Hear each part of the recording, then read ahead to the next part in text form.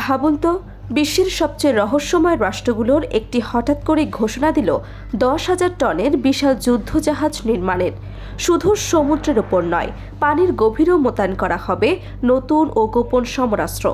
এমন ঘোষণা এসেছে ঠিক সেই সময় যখন দীর্ঘ 7 বছর পর উত্তর কোরিয়া সফরে আসছেন চীনের প্রেসিডেন্ট শি জিনপিং। তাহলে কি এটি কেবল সামরিক শক্তির বৃদ্ধির পরিকল্পনা, নাকি বিশ্বের অন্যতম ক্ষমতাধর নেতার সামনে নিজেদের শক্তি প্রদর্শনের মহড়া? উত্তর কোরিয়ার সামরিক কর্মকাণ্ড নিয়ে আবারও আন্তর্জাতিক অঙ্গনে আলোচনা তুঙ্গে উঠেছে। দেশটির নেতা কিম জং উন সম্প্রতি নৌবাহিনীর আধুনিকায়ন ও সমুদ্রভিত্তিক প্রতিরক্ষার সক্ষমতা বাড়ানোর ওপর বিশেষ গুরুত্ব দিয়েছেন। এর অংশ হিসেবে 10,000 টনের একটি আধুনিক ডেস্ট্রয়ার নির্মাণের পরিকল্পনার কথা সামনে এসেছে, যা উত্তর কোরিয়ার নৌবাহিনীর ইতিহাসে অন্যতম বড় প্রকল্প হিসেবে বিবেচিত হচ্ছে। উত্তর কোরিয়ার রাষ্ট্রীয় গণমাধ্যমের তথ্য অনুযায়ী কিম জং উন নৌবাহিনীকে শুধু বড় যুদ্ধজাহাজ নির্মাণের নির্দেশই দেননি, বরং পানির নিচে পরিচালিত হতে সক্ষম উন্নত ও গোপন সামরিক প্রযুক্তি উন্নয়নের বিষয়েও গুরুত্বারোপ করেছেন। বিশ্লেষকদের মতে এর মাধ্যমে পিয়ংইয়ং তাদের প্রতিরক্ষা কৌশলকে নতুন পর্যায়ে নিয়ে যেতে চায়। এই ঘোষণার সময়টিও অত্যন্ত তাৎপর্যপূর্ণ, কারণ দীর্ঘ কয়েক বছর পর চীনের প্রেসিডেন্ট শি জিনপিং এর সম্ভাব্য উত্তর কোরিয়া সফরকে ঘিরে কূটনৈতিক তৎপরতা বেড়ে চলেছে। আন্তর্জাতিক পর্যবেক্ষকদের ধারণা, এই সফরের আগে নিজেদের সামরিক শক্তি, প্রযুক্তিগত সক্ষমতা এবং কৌশলগত গুরুত্ব তুলে ধরতে এমন উদ্যোগ নেওয়া হয়েছে।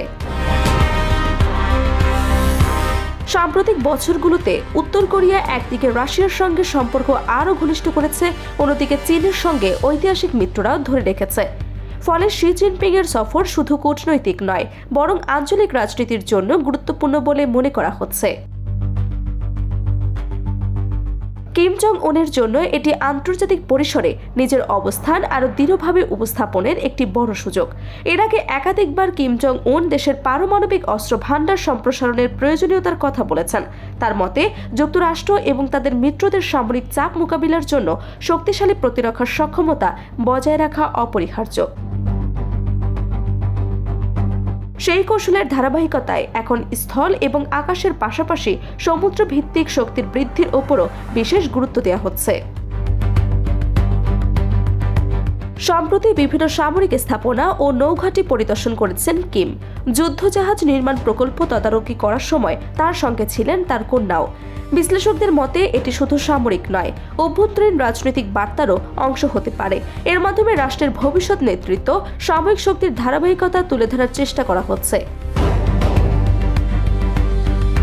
দক্ষিণ কোরিয়ার কয়েকজন সামরিক বিশেষজ্ঞ মনে করেন 10,000 টনের ডেস্ট্রয়ার নির্মাণের ঘোষণা মূলত একটি শক্তিশালী রাজনৈতিক ও কৌশলগত বার্তা, কারণ উত্তর কোরিয়া অতীতে এত বড় যুদ্ধজাহাজ নির্মাণের পরিকল্পনা খুব কমই প্রকাশ এনেছে। তাদের মতে চীনা নেতৃত্বের সফরের আগে এই পদক্ষেপ আন্তর্জাতিক মনোযোগ আকর্ষণের একটি প্রচেষ্টা।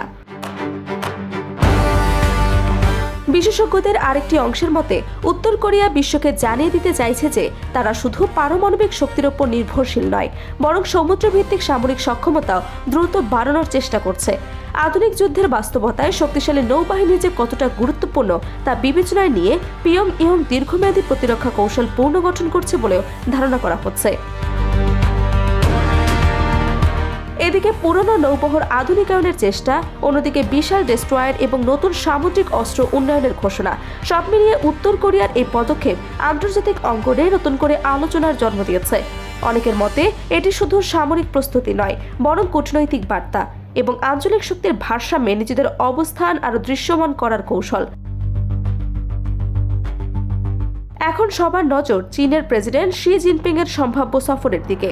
তিনি যখন পিয়ংইয়ং এর মাটিতে পা রাখবেন, তখন উত্তর কোরিয়ার এই সামরিক শক্তি প্রদর্শন কতটা গুরুত্ব পাবে সেটি সবচেয়ে বড় প্রশ্ন।